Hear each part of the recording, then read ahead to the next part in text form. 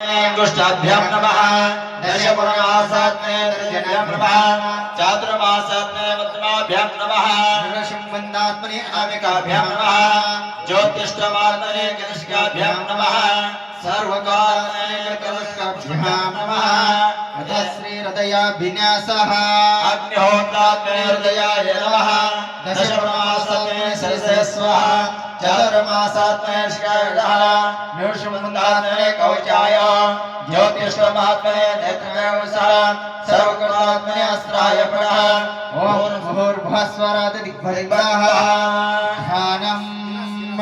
आपातालनभक्तदां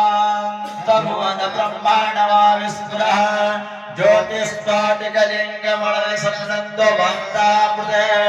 हस्तोन्मामृतमेकवारमनुषं रुद्रानवाकाञ्चपदे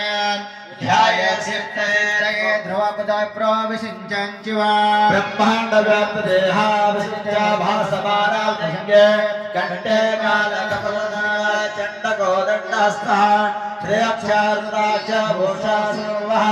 शब्भव मूर्तिवेदः